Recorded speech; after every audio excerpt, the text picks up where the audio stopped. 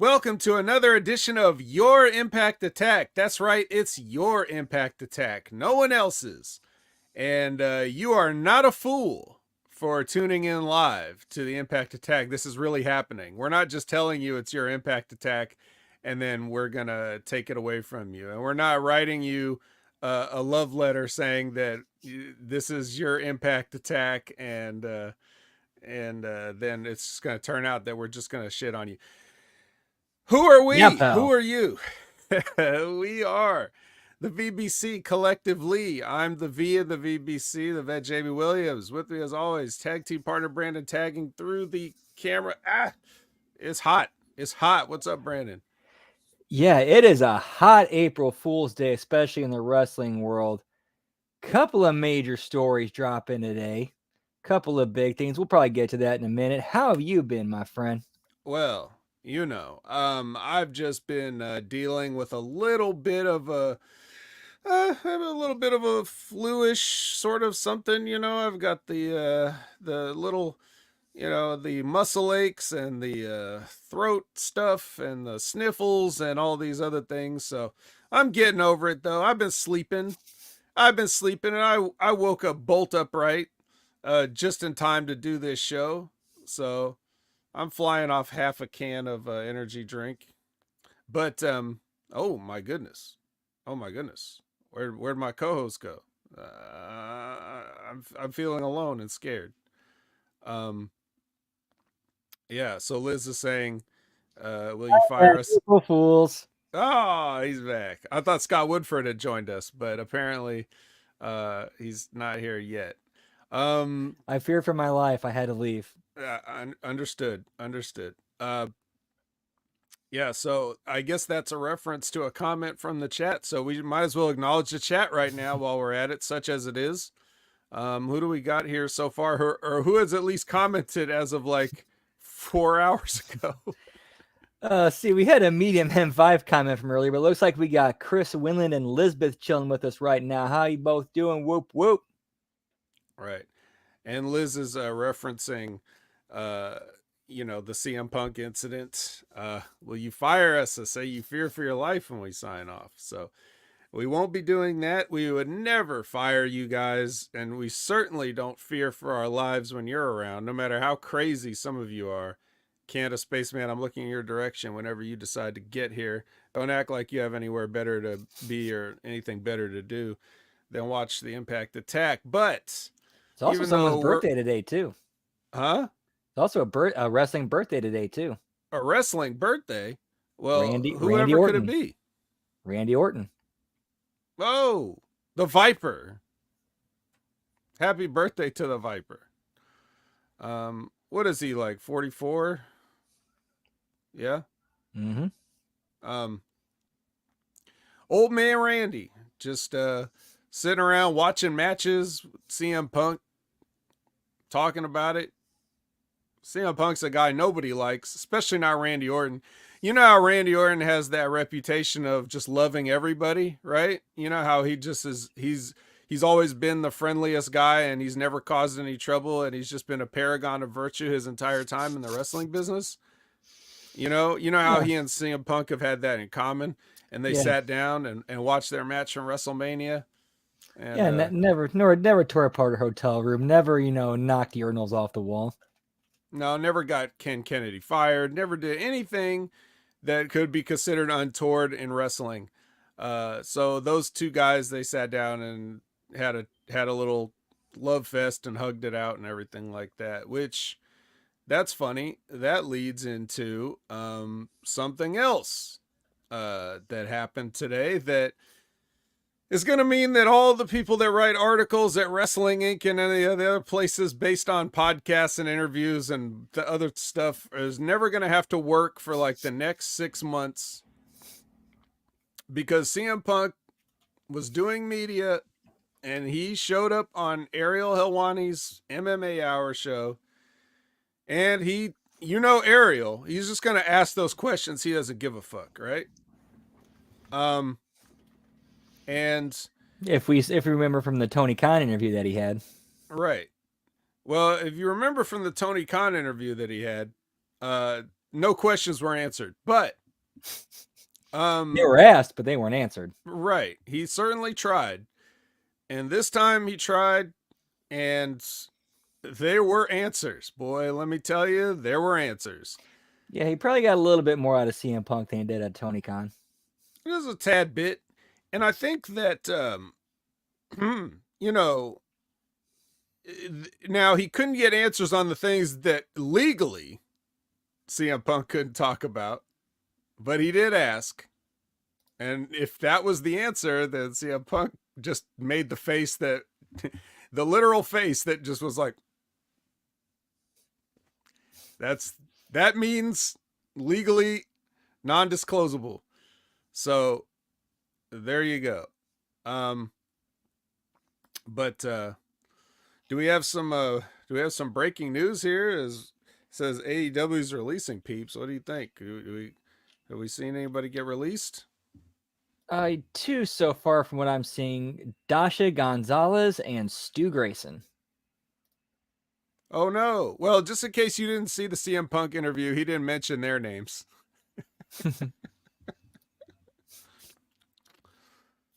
Dasha's the ring announcer. So I don't really know what that's about, but maybe some amateur sleuthing could be done to figure out like what the deal is, other than they just don't need her. I mean, they already had Justin Roberts to do the ring announcing, so it's not like they really needed Dasha. But on the other hand, then again, what did she do? What did she do? Like, was it like the mainly just Collision and Rampage? I don't even know. You know, I don't know about you, Brandon, but I have like a white noise filter or whatever for wrestling when it's on, and there's certain things I just don't hear. And some of those things are like ring announcers. Like I have to actually pay attention to know if it's if a ring announcer is there or a commentator is there or something like that. So I never really put it to whether what shows she was working, but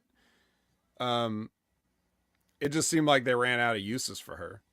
And even when she was new there, they only use her some of the time. She'd do like the dark elevation shows, and if Justin wasn't there for whatever reason, they would use her.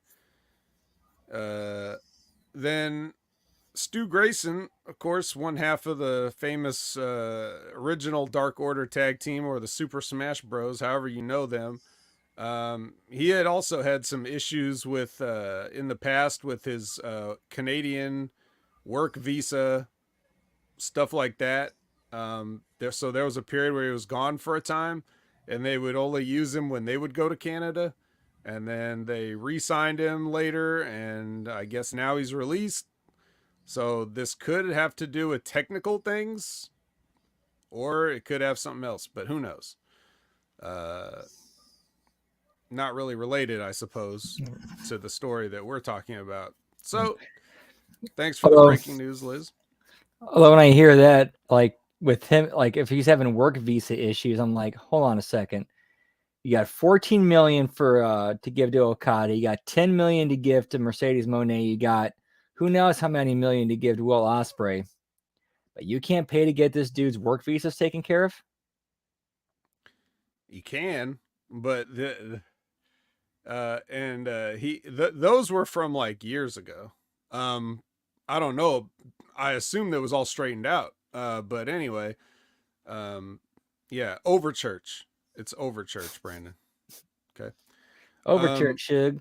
Yeah, so that's that. Anyway, back to CM Punk. Back to somebody who's over, right? So if you guys want to hear all of your thoughts either validated or contradicted,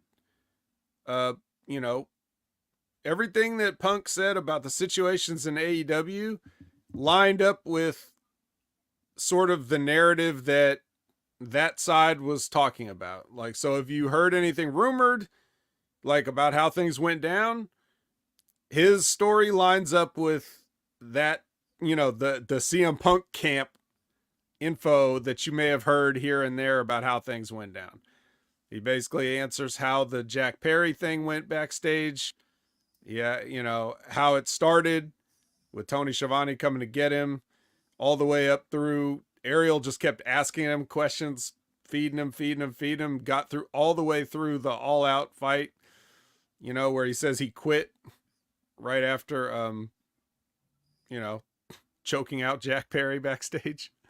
And and then having to just go out there, and he just did the match anyway, even though he had already yelled at Tony that he quit. So if you heard that, he confirmed that. And that also kind of lines up with Jack Perry's current relationship with Tony Khan and AEW as it stands at the moment. Like that would That's be right. a logical, follow up to that. Right. Because he's still unfired, but yet he's still working and he's still associating. Yep. That was how Punk explained the situation. Like he told Tony to deal with it, and Tony said, "What do you want me to do?" And Be a boss. yeah, be a boss. Just go be a boss. Um, Punk ultimately finished, put a button on the AEW situation by saying that Tony's a nice guy and he doesn't have any problems with Tony, and just that he doesn't think that the company is there to make money, to sell tickets, to move merchandise, which is all things that he provably did when he was there. And he doesn't. And Ariel said, "What do you think they're there to do?" He said, "I don't know. Put on good matches. There's nothing wrong with that. There was a time when, I felt that way too, but now it's different." So everything that he said about, talking about Collision, getting the Collision as the consolation, like, here, we'll separate everybody and you'll have your own show and you'll do things like your way, and talking about that. So if that all sort of backstage intrigue is entertaining for people, then I strongly suggest you go and watch that interview.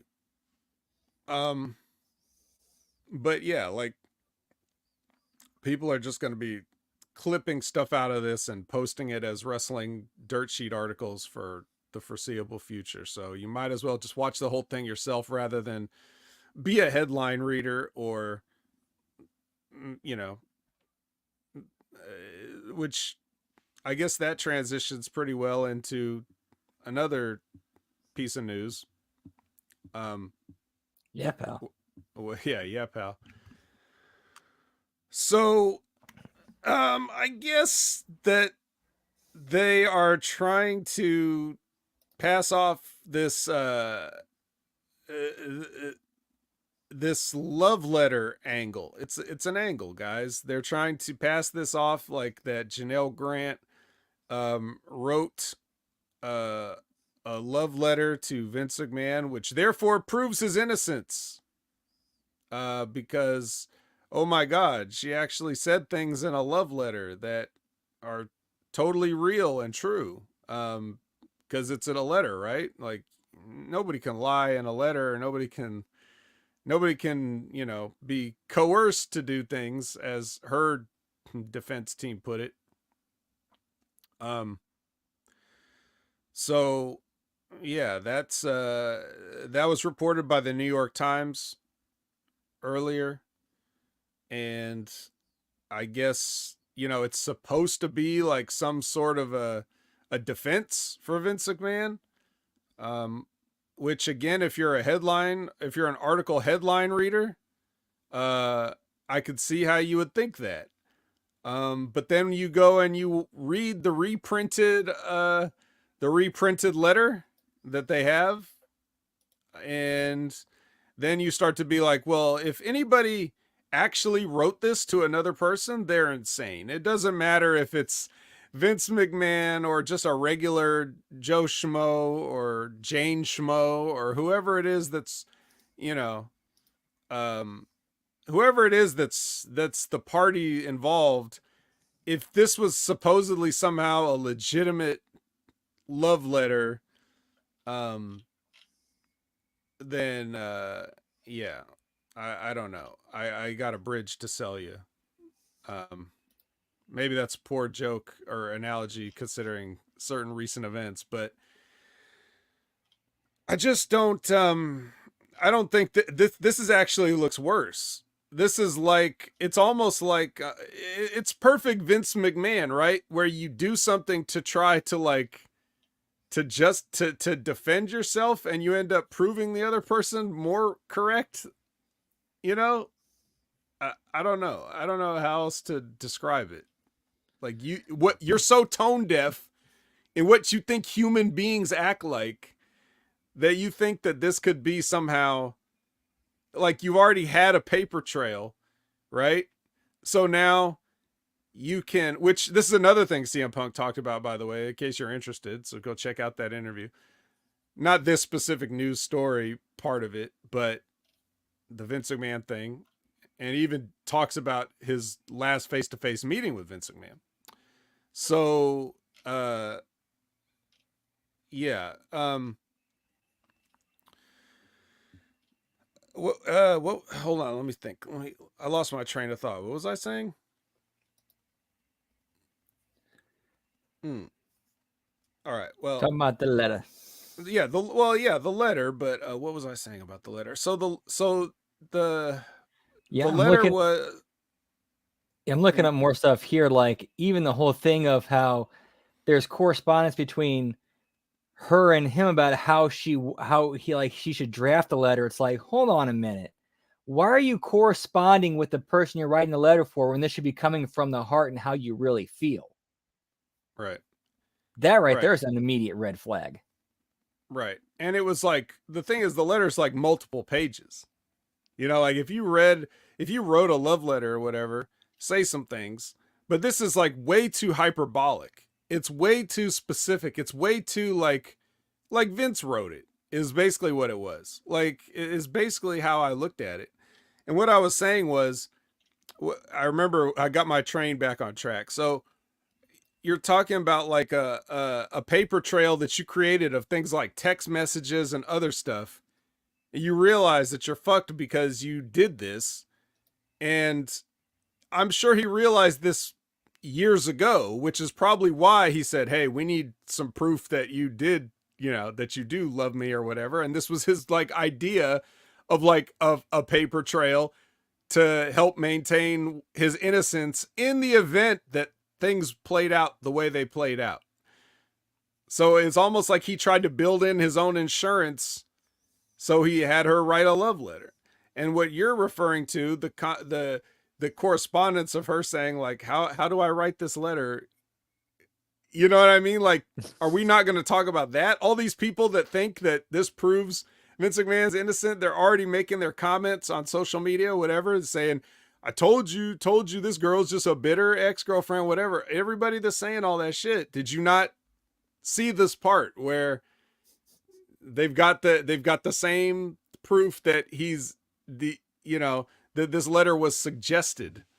Right. Like if you're writing a genuine love letter to someone, you're not going to correspond with them on how to write it. You're going to be just surprise them with it and just hand it to them. Like they're not going to see it coming. They're not supposed to come from the heart, and they're not supposed to know that you did that for them.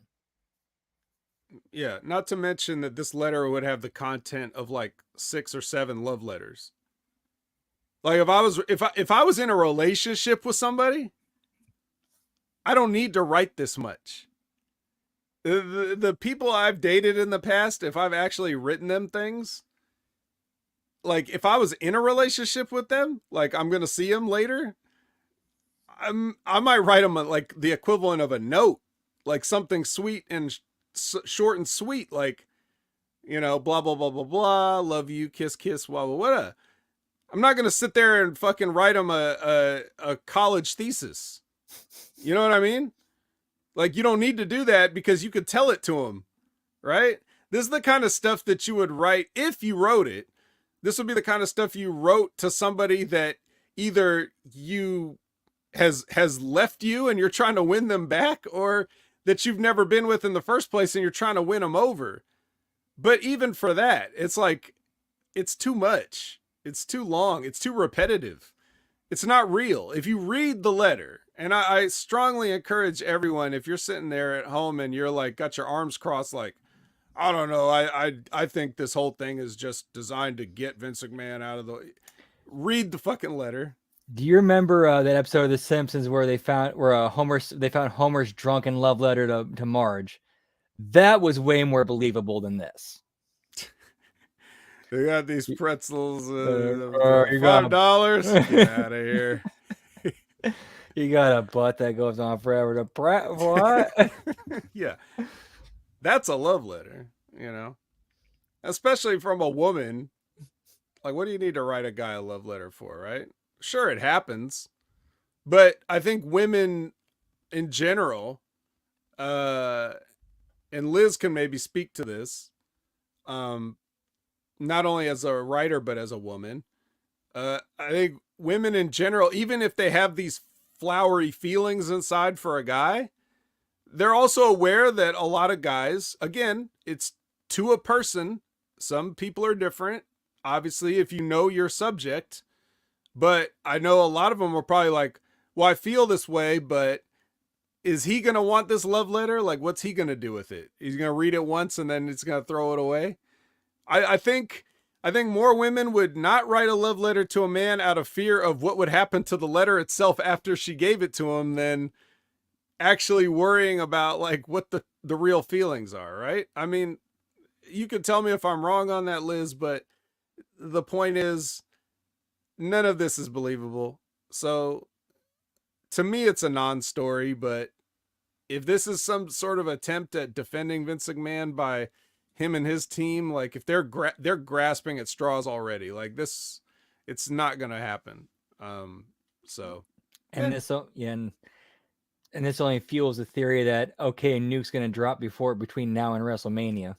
So it's like, oh, you're going to try to play that card? Okay. Reverse Uno, bitches. Mm-hmm. Yeah. Liz says, I think a lot of chicks would sooner send a racy pic than send a love letter. Well, sure, especially in these times. But,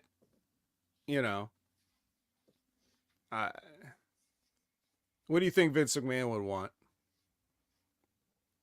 Excuse me, what is the complaint? What does the 67-page complaint allege that Vince McMahon wants? Shit on your head, pal. Yeah.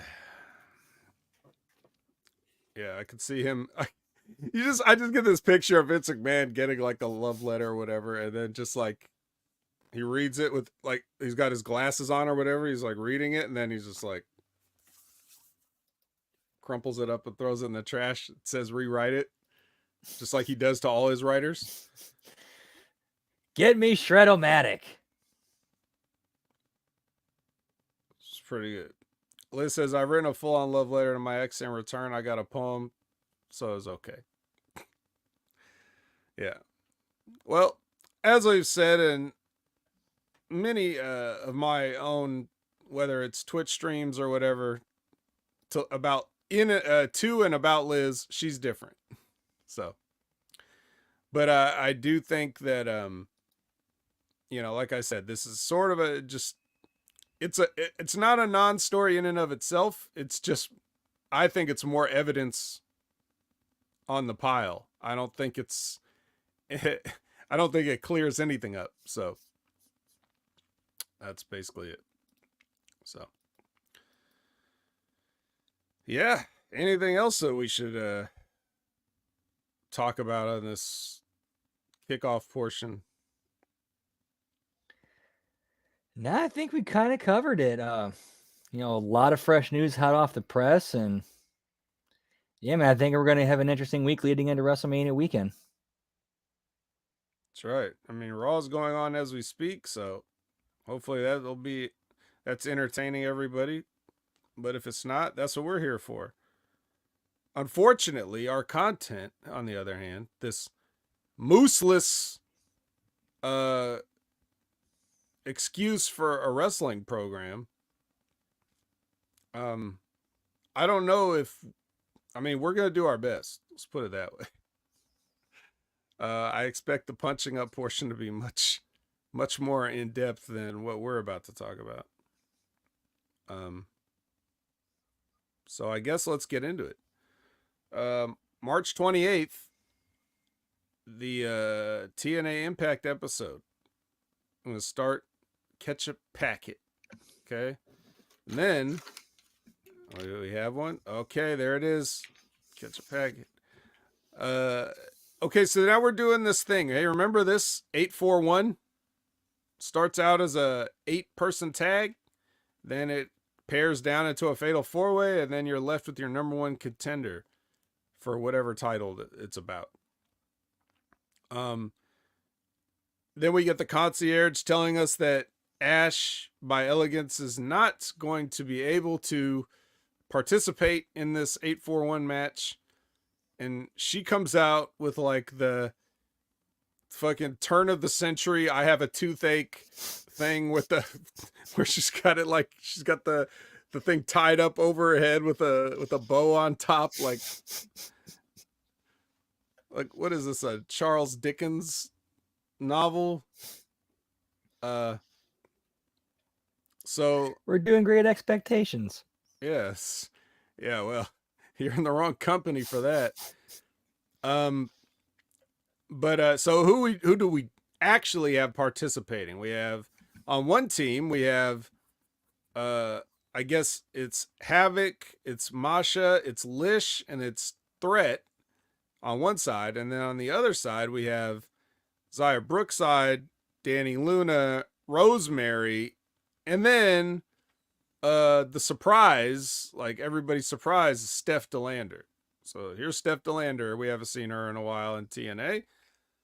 I believe we were just Jimmy and I on the wreckage were just questioning her absence, and you'll see why in a moment. But as for the match, whatever, who cares? Luna does a small package to Masha, so they're beating Masha Slamovich again.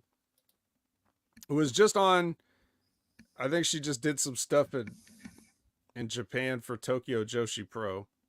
I was seeing that on social media. And yeah, so Danny Luna gets a small package. So that means her team wins. And then here's the thing I got with Masha. Like, you got this whole thing with her going into Bloodsport with Shayna Baszler. Why not build her and hype her for that? I bet they're not re-signing her. That would make sense. It's typical Impact behavior, right? And I mean, if they knew they're going to keep her around for like another year or so, build her up for that, and whoever that match result goes, play it off from there.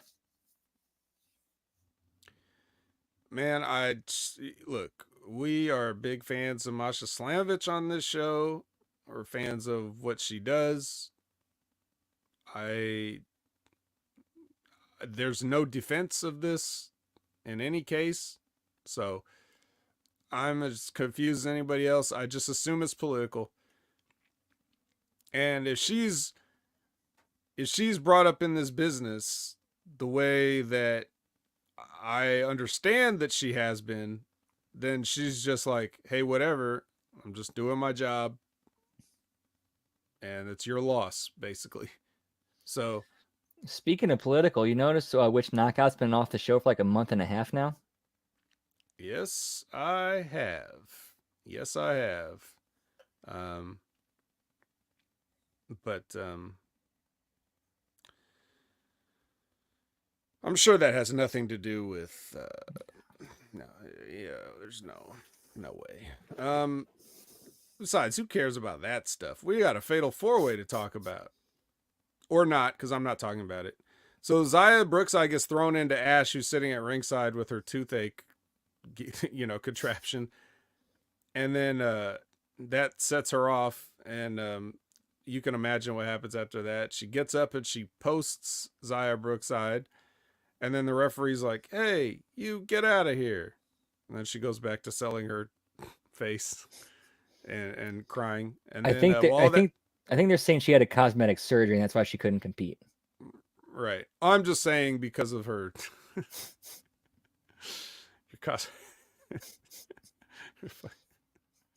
This looks like a fucking Disney cartoon from the from the 1940s. Is that where Vince went?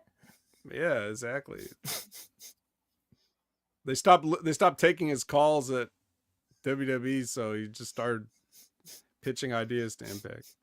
Do you know there's people that actually there's people that actually believe that the reason that he's selling off his stock recently is because he's going to start a wrestling promotion.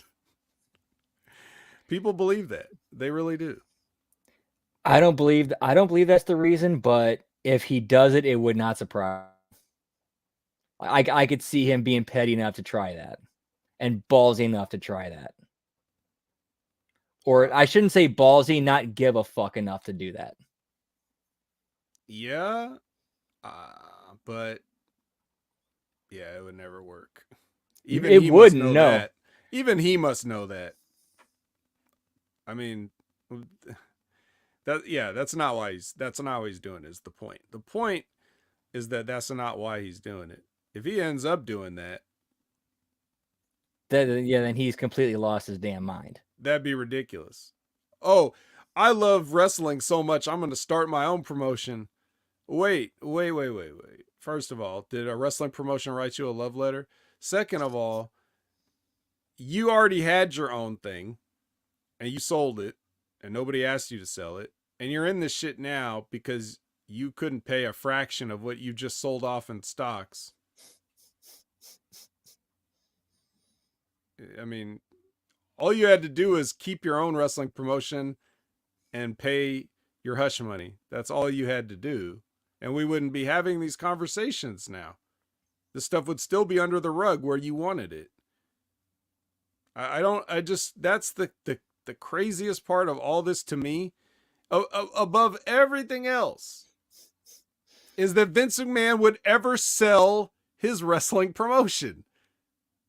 I cannot believe this guy. Like, people think anytime somebody does something that's somewhat related to Vince McMahon on television because they just have a force of habit, they're like, oh, Vince is still there. Like, he's really phoning in creative for Monday Night Raw announcers. In the midst of all this, he cares that much that he just can't let it go. But he'll sell the whole thing. That's what he'll do. He'll just sell it. You already had full control of it. You were making everybody do whatever you wanted. And then you sell it. For what? So that you could buy your own wrestling promotion? Oh, of course. That makes sense now. Yes, that's what it was. You sold your wrestling promotion so you could buy a wrestling promotion. I wish everybody on the internet would just shut the fuck up. Is what I wish. I don't think they're going to. But seriously. But let's not get off track here. Yeah, again, after Ash, who knows what's going through that dude's head? Nothing. Ash is getting ejected, and while she's getting ejected by the referee, can you imagine a referee ejecting somebody? It doesn't happen nearly as often as you'd expect, right? I know, crazy, right? While he's distracted with that, Matt Cardona comes in and hits a radio silence on Rosemary. And then Steph DeLander unnecessarily hits her with a TKO and pins her. So she's the number one contender. But Matt Cardona, who just appeared on AEW to challenge Edge for the Turner Network Television Championship. That they're no longer on. No. Well, sometimes. They're on TNT on the show that happened on, but they're not on TNT for the show that the belt was created on. Whatever it is. Point is, Matt Cardona leg dropped a lady in the face. So, your winner, the chick that doesn't work here. Thoughts on this whole fucking thing, Brandon? Like, from what I've seen, like, in indie companies, like sometimes they'll bring in like a bigger name, like maybe a bigger indie name, but just to come through, put the champion over, build the belt, build the champion, and they're on their way. That's one night thing and not a permanent part of the roster. This is kind of what it feels like it's building towards for Jordynne Grace. I think you're 100% right. Basically, like a flavor of the month, get your belt over, get your champion over. All right, who's next? Ooh, who's next? Is that a reference to our main event?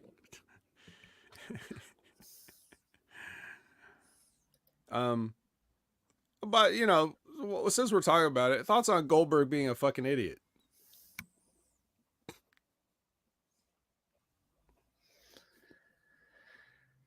Dude, like get over yourself, Goldberg. Come on, man.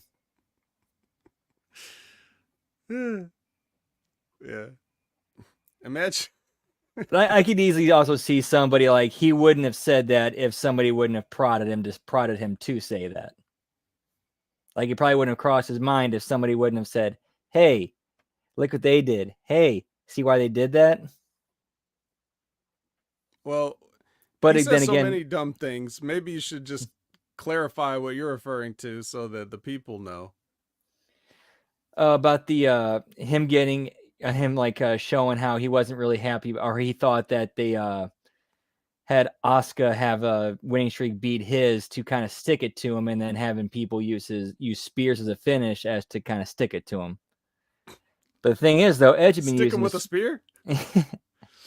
Thing is, Edge had been using it for who knows how long. Rhino's been using it for who knows how long. Moose was using it. Reigns has been using it.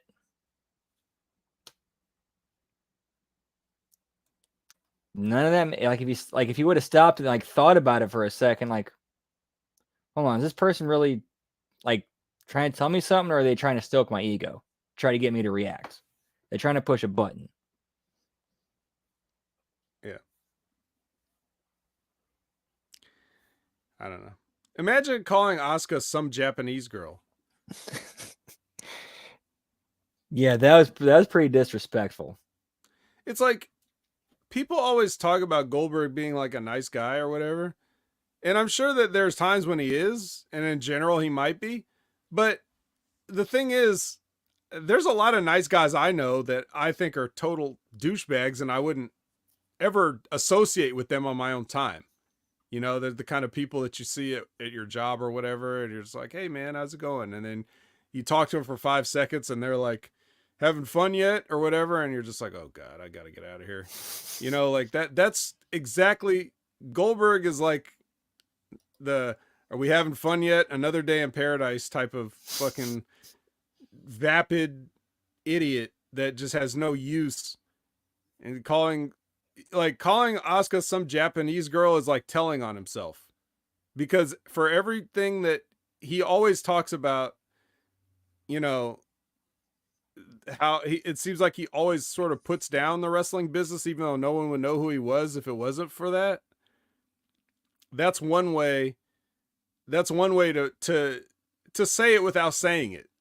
Because if you were a real professional, whatever your disdain for professional wrestling is, because you just don't respect it, because you were just a football player who didn't cut it or whatever, and you got famous because of this, but you don't really respect wrestling. But if you're a businessman or a nice guy, you could just say, like, even if you were trying to prove a point, you could just say, Asuka had a streak. They gave Asuka a streak. Asuka, nothing against her. Great professional, like he could have put her over real quick and then just made his point about how he thought that was a direct slap in his face without her, because he should know that even if that was the case, she didn't have anything to do with that. It's not like she was out to get him. Like, what, she's just doing her job. So like, why do you have to, and it's not even just about Asuka, even if it was another guy or whatever, like he hardly gives anybody any credit unless, and then even if besides all that, when he's like when he's still talking about Brett and all these things, and he says how he's like, I can't believe Brett's still hanging on to this. Like, what the fuck are you talking about? He's still hanging on to it. That's because he is still hanging on to it. He has to hang on to it every day. Anytime he wakes up and doesn't remember where he is, or anytime he slurs his speech while he's talking, or any of these other fucking things, he's reminded of your dumb fucking ass. Fucking non-working ass. Getting pushed. Don't know shit. God. This guy's unbelievable. Like, I can't, you know, it's the perfect example of how people are marks, because all they do is they talk about like how over Goldberg was and how much money he made. And it's like, yeah, so could anybody who was in that position. You know, what if Vince McMahon gave Goldberg the Undertaker gimmick in 1990? Will we be talking about the Undertaker today? No. But if you gave Mark Callis the Goldberg gimmick, he'd probably be even more legendary, right? It's all about the guy. So, anyway.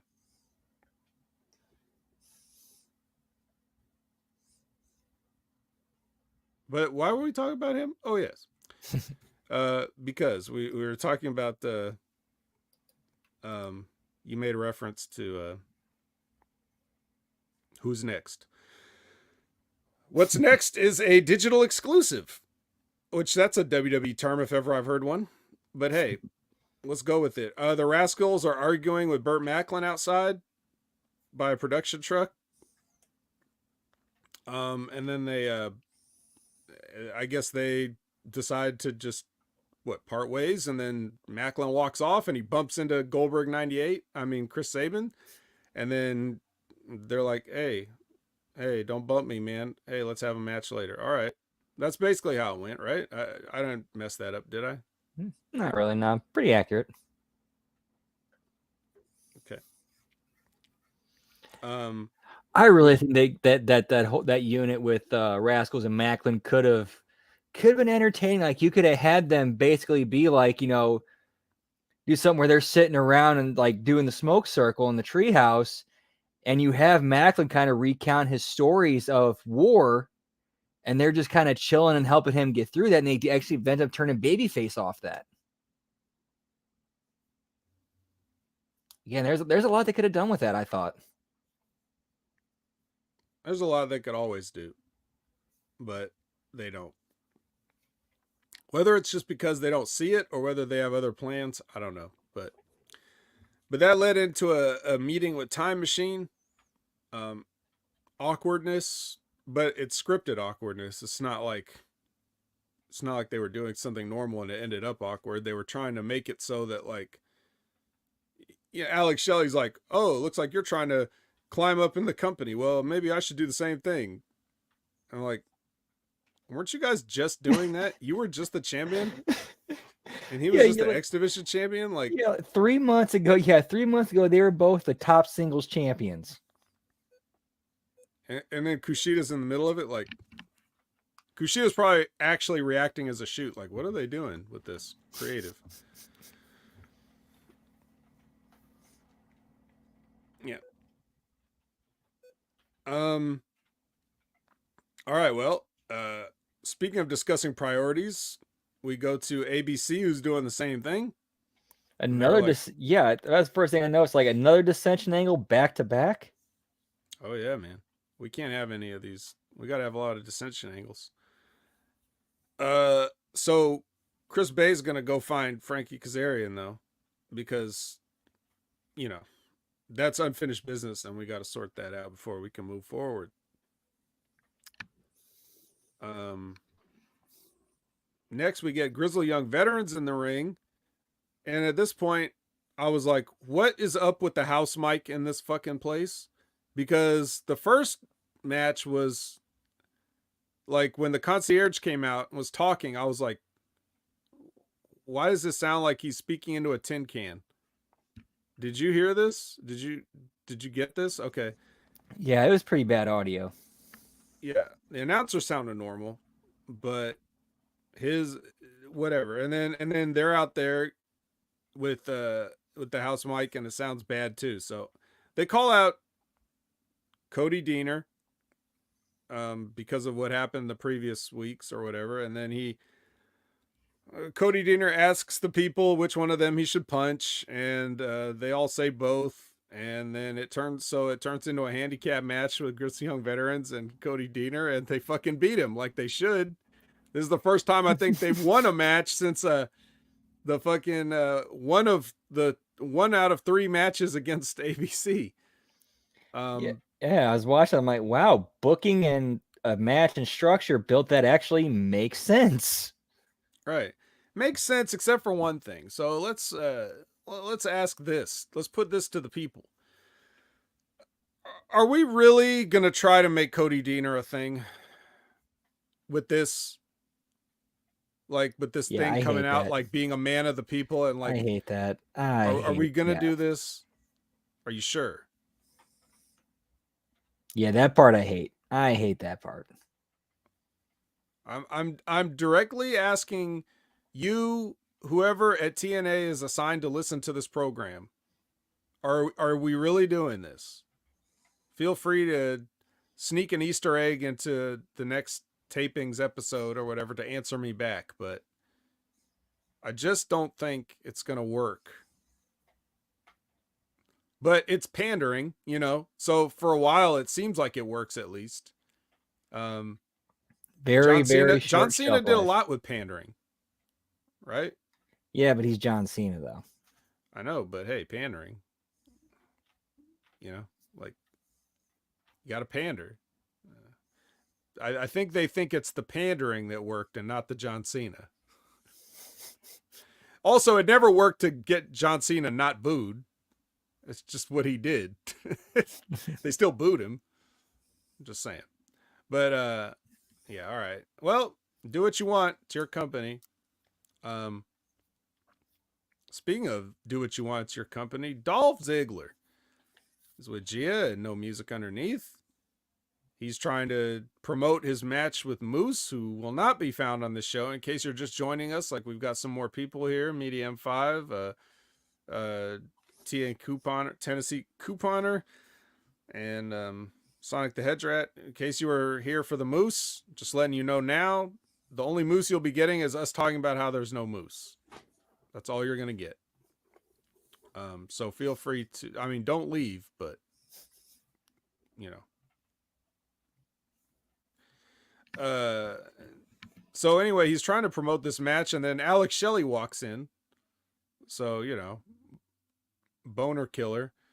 And then he basically tries to put over Dolph, but in that sort of facetious way of like, yeah, big fan. I'm happy you're doing what you're doing, but what about me?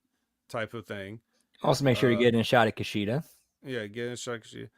And Dolph offers him a title shot for a belt he hasn't even won yet.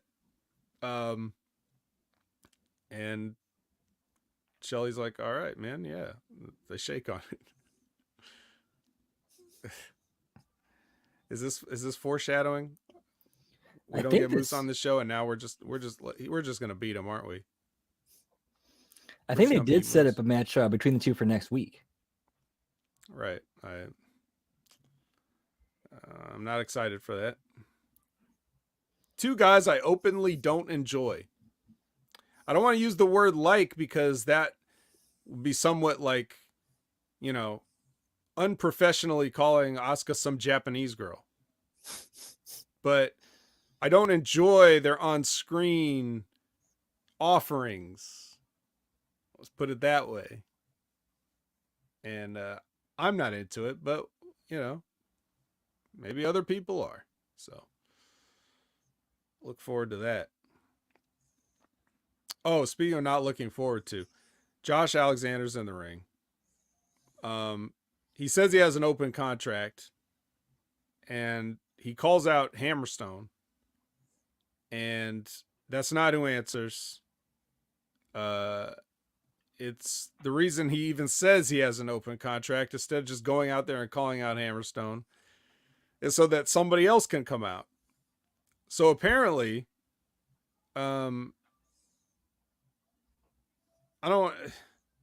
I guess. All right, look. The person that comes out is Hot Sauce Tracy Williams, and if you're out there going, "Who?" then clearly you're not a Ring of Honor fan. But don't worry, Tracy Williams assures you he's one of the best professional wrestlers in the world. Spoiler alert, he's not. He wasn't even one of the best in Ring of Honor. He wasn't even one of the best in Ring of Honor during the pandemic time when they had a smaller roster and less matches. He still wasn't. But whatever. You know how this goes. You're gonna get we're gonna get the bald white guy with a beard battle. So if you want to see the state of non WWE wrestling in the United States, you can watch this match. Unfortunately, um, I've had 4+ decades on this earth. Most of those years have been blessed. I've done some things. I may have a thing or two left to do before I go. But one of those things is not going to be fucking watching Hot Sauce Tracy Williams and Josh Alexander struggling to beat him. So I got up and I went to get my laundry out of the dryer and left this match running. Um, if you have any comments that you want to make on it, go ahead. No, other than some of the stuff that Josh Alexander does is just there's way too many unpredictability factors and things that can go wrong with it that he really just needs to stop completely. And there's no reason this match should have went like 10 minutes. Is that how long it was? At least, yeah, about 10 and some change. Damn.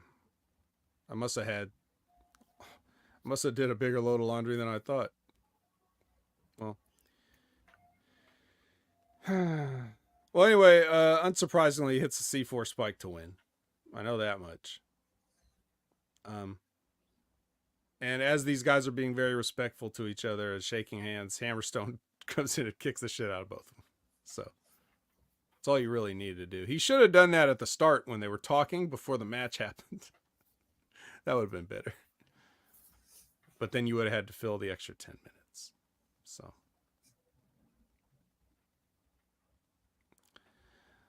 But maybe I'm wrong. I mean, is there a spot for Hot Sauce Tracy Williams in Impact? Yep, right next to Alan Angels. Right next to Alan Angels and Cody Deaner, who's not completely bald, but he's thinking about it. And any other bald white guys with beards here. God damn, Hot Sauce Tracy Williams. Okay, well, here's a guy that's not white. Ali. He has made the cover of Pro Wrestling Illustrated. So if anybody's still actually buying magazines, go get one. Go get one with the picture of him doing the pose. You know, it's cool. And then he's in the back with Santino, and he's trying to appeal the idea of the very nature of the X division. He wants to impose limits on the limitless division, which I think is just absolutely poetically beautiful for somebody that's doing like a political character, especially in 2024. Like, I love that. I love the idea of people saying, yeah, I know that this is what everything was built on, but fuck that. I just want to ruin it. Like, isn't that just the world now? So the meta genius of this is not lost on me. So I'll give it up to him for that, or whoever comes up with that.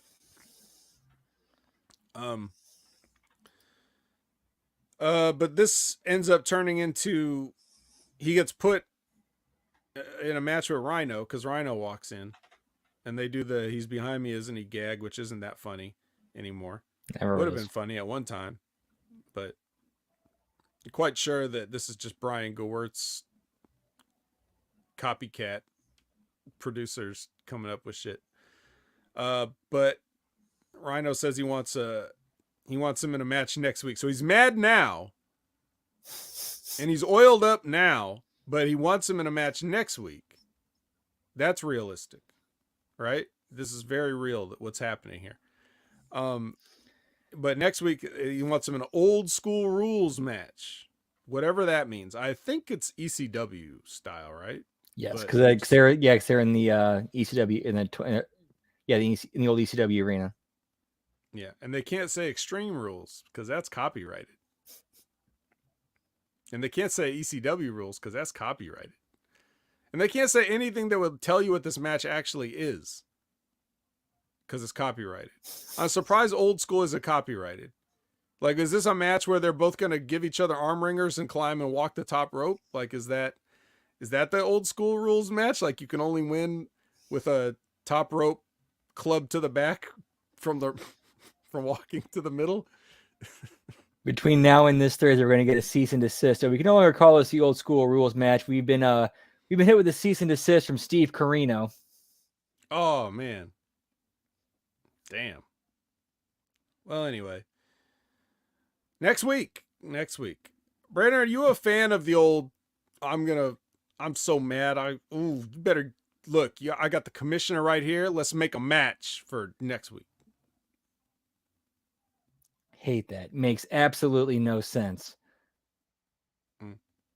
I did pop for Santino doing the I Dream of Genie though. Oh yeah, he did the arms folding. Yep. Mm-hmm. Well, Santino's great. Look, let's face it.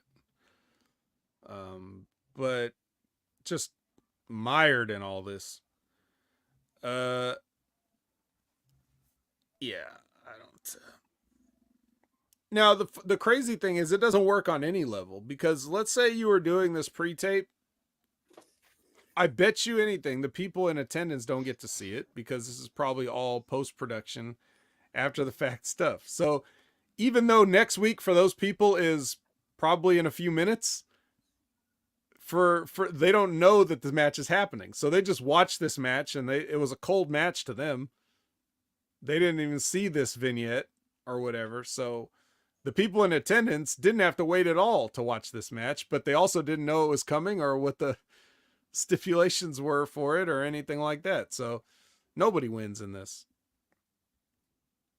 We'll see how it's presented in front of the live crowd. I'm sure, like, again, this is just, me speculating. I'm sure it was done where they told the crowd what it was and seeing that it's Rhino and they see the weapons coming out, they'll figure out what's going on. Yeah, they'll figure. Sure, when they see the shiny trash can and the kendo stick. That's what was missing from that Rock beating up Cody thing. Like, he didn't have a kendo stick, That would have just put it over the top as extra, like, yeah, this is really cinematic masterpiece here. Speaking of masterpiece, Mike Bailey versus Fat Eddie in a match. I couldn't care less about this match either. Look, I'm sorry. I'm unprofessional. I don't care. I did have a question though, related, and I'll open it up to everyone. So Eddie's in the system now, right? He's got, like, he wears suits outside of the ring, and he's got new gear made. Like, his green stuff has been replaced with like the black and silver, so he's got these new tights and everything. And he still wrestles with a t-shirt on because he's Fat Eddie, but I mean, still, it's a system t-shirt. Eddie's got his look and he's doing it, but he's just updated it with the system. But maybe I should have always asked this question, but why does he have back pockets on his tights? They're not pockets. They're just the designs of pockets. Like, it'd be one thing if they were pockets, but it's just like the shape of a pocket over each ass cheek.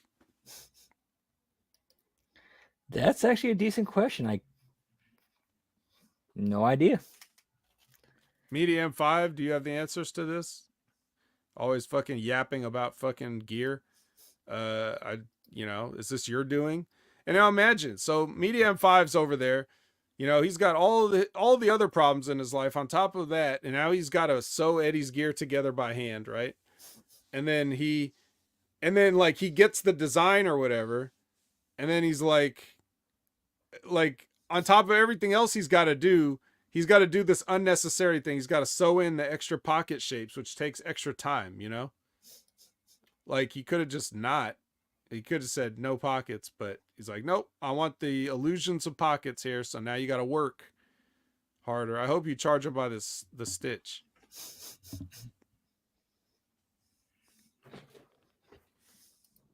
Okay. All right, he's not answering. He's typing things, but he's not answering the question.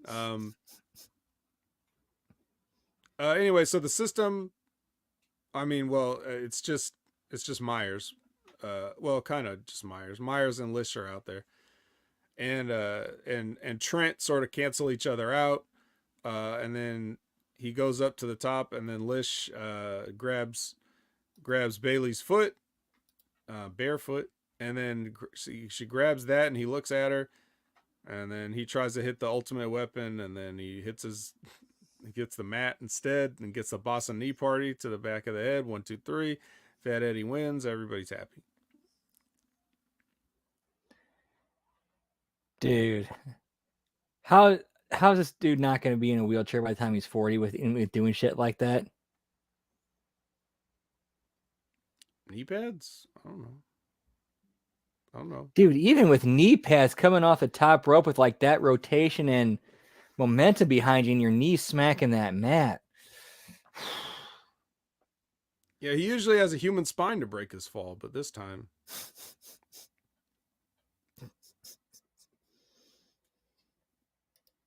Well, any other thoughts on this? No moose anywhere. Could have cut time for this match and gave some to Moose with they could have got the business done in half the time. Well, we don't like matches. Or we don't like business, we like matches. What about the business of the PCO vignette? It's the worst thing I've ever seen. At least it was quick and to the point. So it wasn't quick enough. Maybe it could have been a little quicker. Just a little bit. Could have been so quick that it wasn't on the show. A blip and you miss it. FBI's coming next week. Yeah, and apparently no big veto with that either. Yeah, why would they call Big Vito? What history does he have at the 2300 arena? No, or with the FBI or with another, Italian New York faction that they had called the TNA. It was then TNA called, NYC.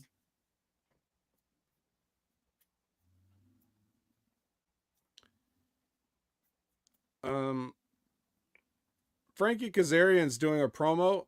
He's got the lights there.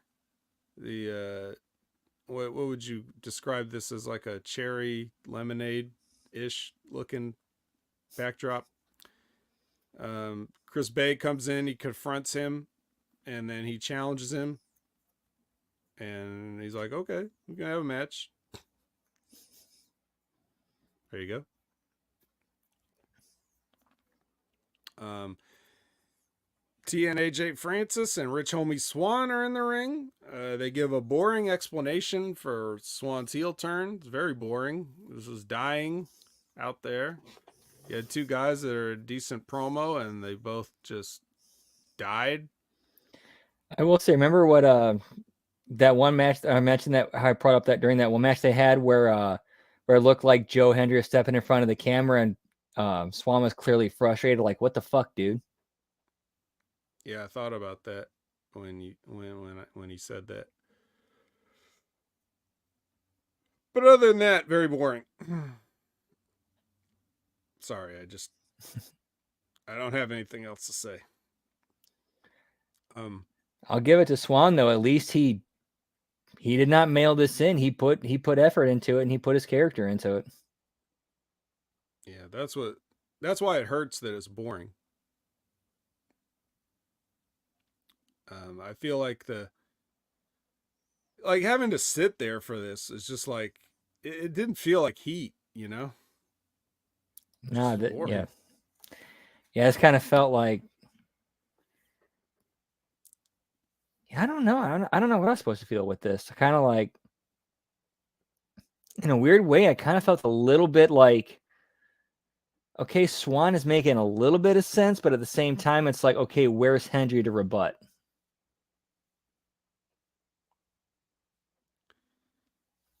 It's just so wrestling, everything about it. Hey, I've been hanging out with this one guy and he does one or two things I don't like, so I'm going to change my entire persona. Like, it's the same thing. Being a good guy didn't get me anywhere. So yeah. I'm going to be bad. Now, if he would have like traced it all the way back to when he dropped the title to Kenny Omega and everything that's happened to him since then, and how like that kind of snapped him, okay, that makes sense. Yeah, but nothing did happen. He just had a regular run after that. Right now, if they maybe build this up a little bit longer with AJ Francis getting into his ear and reminding him of all of those things that happened since he dropped the title to Omega, and how the company's been kind of like, he's never got a rematch, he's never had another shot at the title since then, and how where the company's been doing with him ever since that happened, and kind of like kept pressing those buttons and poking him there. Then that could have led to something, and Hendry just could have happened to be the guy who was there when he finally snapped.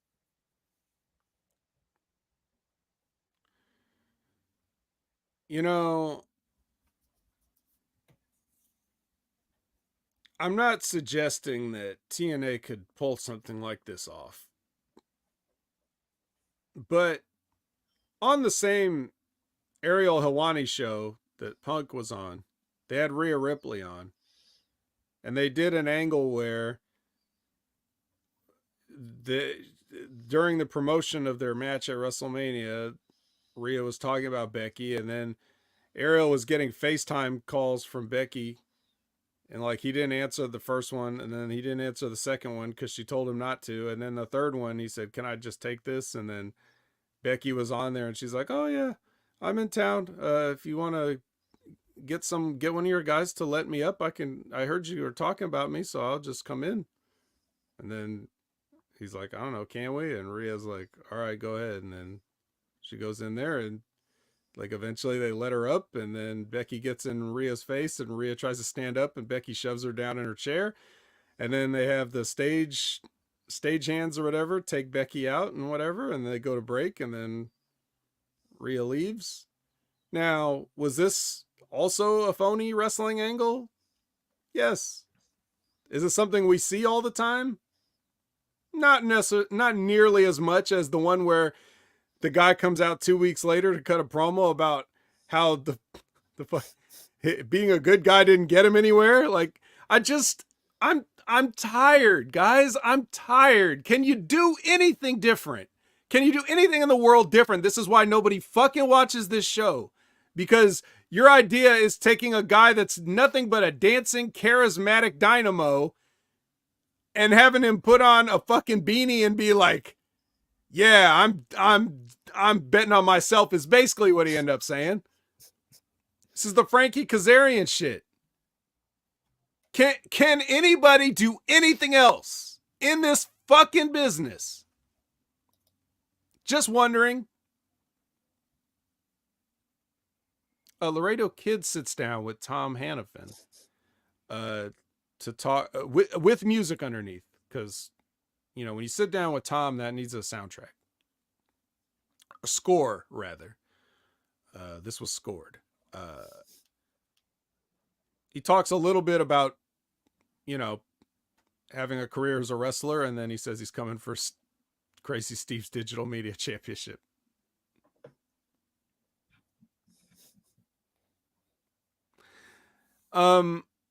I have nothing against Laredo Kid. Does this change anybody's view of Laredo Kid? Like, you brought this guy in 2 years ago or whatever, just to get some dates on a AAA guy, and he's done a bunch of jobs the whole time. He almost died at one point. Now we're having a sit down interview. This definitely felt too little too late. Like if this was done like as soon as he came back and they decided, okay, we're going to build this guy up as a legitimate contender to like, the X Division title or the digital media title and put it on him for a brief period and then drop it to somebody else to get them over as a heel. Okay, I totally get this. But then like, this is what, like 6-8 months after the fact? If that. Look, I lost track. I have a hard time remembering how much time has passed or having a good concept of time, because I wake up and I feel like it's already like a week in the future. Like I just, a week has gone by and I have not I missed last week or something. Time is just flying by. I have no idea. I have nothing against Laredo Kid, like I said. In fact, I'm saying this for your benefit, Laredo Kid. Be sure whoever spies on this show to pass the message on to Laredo Kid that I'm actually rooting for you. My point is, I think the train has sailed on Laredo Kid. Like, you fucked this up beyond, you can't decide now you're going to do something with this guy. There's no way. He's been around long enough that in the mind of a TNA loyalist, he's a job guy. You can't turn it around. So forget the sit down interview. You might as well just throw him out there for, you might as well have had him challenge Josh Alexander. Tell Tracy Williams to sit his hot sauce ass at home. You know? No thanks. We already have one of those bald white guys with a beard. He's in the ring. A bald white guy with a beard that claims he's a great technical wrestler. Yeah, we have one of those. We don't need another one of those. We could just put Laredo Kid out there for variety's sake. All right. 2 more white dudes. Burt Macklin versus Chris Sabin. At least they're not bald. Well, he is Goldberg 98, so he's metaphorically bald with a beard. If you think I'm watching this match, you're crazy. What happened? Nothing. Macklin went over clean, though, surprisingly. So he's more like Goldberg WWE than Goldberg 98 here. Maybe Goldberg 2000, possibly? Okay. Which would make Burt who in this analogy?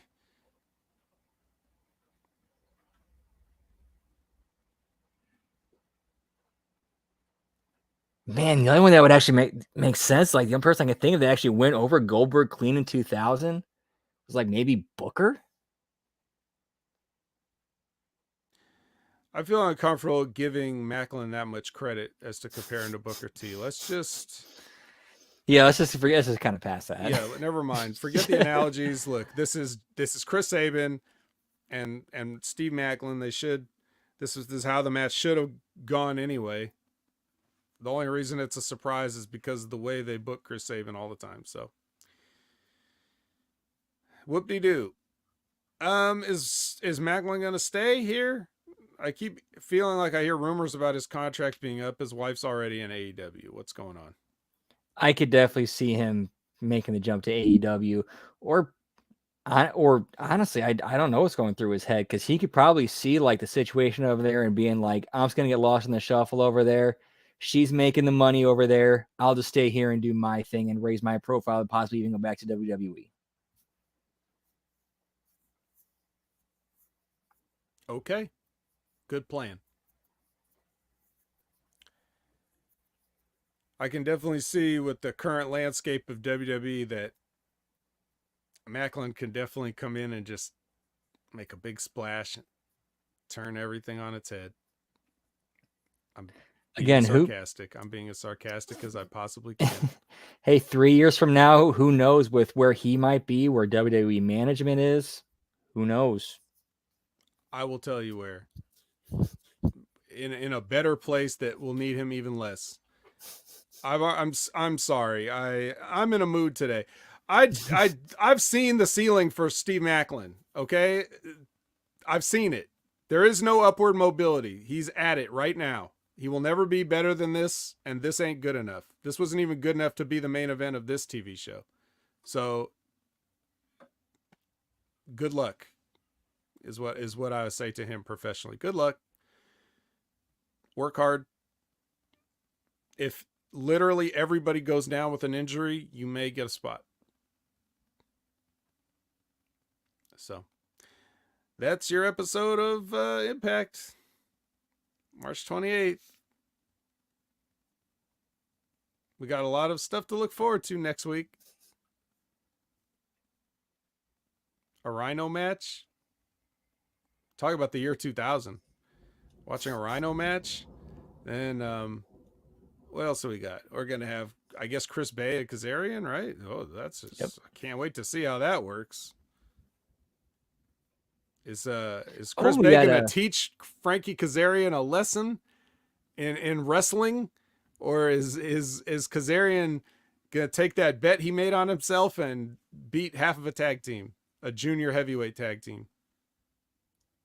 we shall see. We also got Alex Shelley and Nick Nemeth. Oh my God. Fuck, I better clear my calendar. I might have to watch this live. I think I'm going to call into work.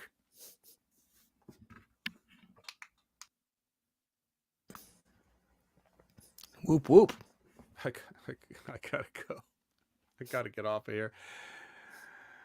Brandon, where can the people find you? I've actually got a punching up for this week's show. Oh, sorry.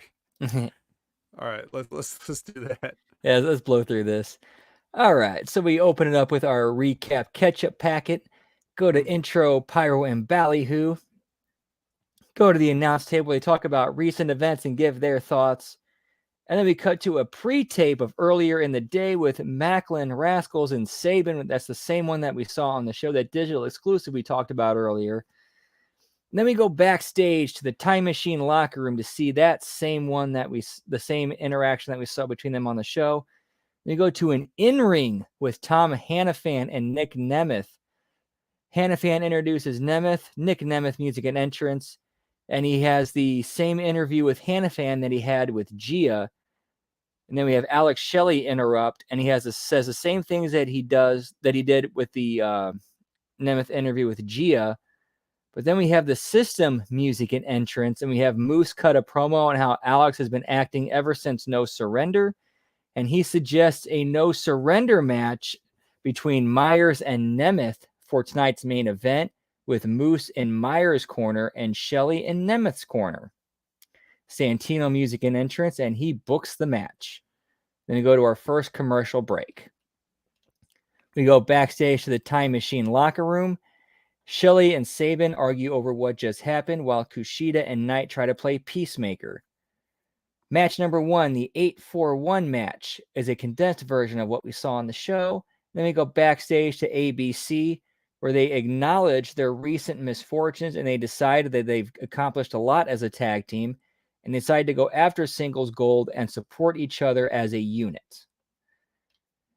We go to an in-ring with Grizzled Young Vets, the same one as on the show. Diener music and entrance, and he cuts the same promo, except a lot less cheesy. Match 2, Diener versus Grizzled Young Vets, the same one that we get on the show. And then we have the announcer say there's a commotion in the back. Go backstage. Sabin is laid out while a cameraman calls for help. We go to our second commercial break, come backstage with Chris Sabin. He is being...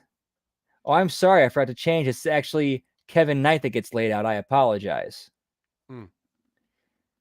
So yeah, Kevin Knight, he got attacked, not Chris Sabin. That's my bad. I forgot to go back and change that. Better update the Substack. Yes. I haven't posted it yet, so I can fix that. Okay. Kevin Knight's being loaded into an ambulance, and the system tells Santino that they saw Shelley attack Knight. We go to our in-ring with Josh Alexander music and entrance. We get a condensed version of the promo that he cuts on the show. Tracy Williams music and entrance. Tracy accepts the challenge. We get a condensed, and we go to our third match. Josh Alexander versus Tracy Williams, a condensed version of the match on the show. And then Hammerstone runs out to lay both men out. Then we go backstage with Shelley, Kushida, and Sabin. Kushida and Sabin confront Shelley about the system, saying he attacked Knight. Shelley gets mad that they'd believe that, and he blows them off. Then we go to our third commercial break. Come back with backstage with Ali, Santino, and Rhino. We get the same pre-tape that we saw on the show. Then we go backstage with Nick Nemeth and Alex Shelley. Nemeth confronts Shelley and says he doesn't trust the system or Shelley. Shelley blows off Nemeth and says he'll do the right thing. Then we go backstage to the system's locker room. They're watching a monitor and admire the discord that they have sown. And they hype up Eddie before he, Alicia, and Brian head to the ring. Match number 4, Mike Bailey. Wait. Did you just say admire the discord that they have sown? Yes. What is this, a fucking love letter to Vince McMahon? What are you doing? All right, go ahead. Yeah, pal. And then we got match number 4, Mike Bailey versus Eddie Edwards. Mike Bailey music and entrance with Trent Seven. Eddie Edwards music and entrance with Brian Myers and Alicia. We get a condensed version of the match on the show. Then you go to a PCO vignette. It's a much different one than we saw on the show. It's a character vignette of PCO in a lab, and he challenges Khan to a Monsters Ball match. Commercial break in number 4. Come back with backstage the Kazarian promo that we saw on the show, with Bay showing up to challenge Kazarian for next week. And no lights. No lights. Recap: AJ Francis, Joe Hendry, Rich Swann saga. And then we get an in-ring with AJ Francis and Rich Swann. AJ Francis music and entrance with Rich Swann, same promo we get on the show. Then we go to the interview with Tom Hannafan and Laredo Kid that we got on the show. And then match number 5, Chris Sabin versus Steve Macklin. Chris Sabin music and entrance, Steve Macklin music and entrance. Much more condensed version of the match on the show, where they hype up and sell how Sabin is too distracted by the drama going on with his friends and he loses clean. Then we go to our 5th commercial break. Come back with a New Japan Wrestling hype video. Go to the announce table where they run down next week's cards, or the card for next week's show and the current pay-per-view card. Match number 6 in our main event is a no surrender match. Nick Nemeth versus Brian Myers. Nick Nemeth music and entrance with Alex Shelley and Kushida. Brian Myers music and entrance with the System. Match turns into a brawl with the System and Kushida and Alex Shelley on the outside. And it eventually ends, then Sabin runs down as well to help to join in. And then at some point, Nick Nemeth gets put into a submission, and Shelley throws in the towel, and then he leaves while the System lays everyone else out.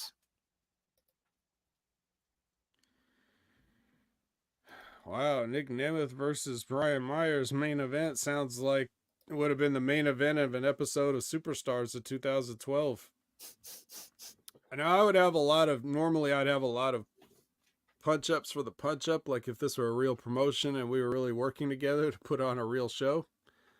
But I'll just say the last one, if you want to have Rich Swann get a music and entrance with AJ Francis, they will probably just have to cut the Laredo Kid interview entirely, because they didn't get an entrance on the actual show. They just got one of those already in the ring, these guys. So just to let you know how big of a star AJ Francis is. He got the already in the ring treatment.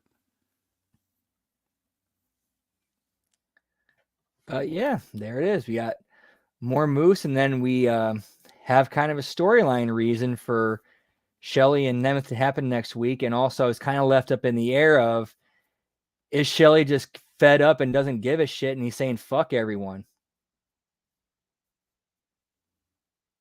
Well, everyone's fed up and saying fuck him, so turnabout is fair play. Because I feel like that the way that was set up is, it leaves it ambiguous to us of whether or not did he really attack Sabin, and with him having his fingers pointed at him, he could totally say, you know what, fuck y'all. It's interesting because we've already know the future. Right, We've seen the future. We know they're gone. That's what sucks about wrestling in 2024, besides everything. And that's kind of where I was going. That's kind of where I was going with this. Okay, we know they're out the door, so let's try to do some business and get some people over on the way out. Like, right. What I was going to do was have, Shelley go, or not Shelley go, Nemeth go over him on the way out. Yeah. So, yeah, I don't know. So there you go. We have to watch this play out in the way they're going to do it, which is probably going to be much less interesting. What else is new? And we definitely always need more Moose than zero Moose. That is true.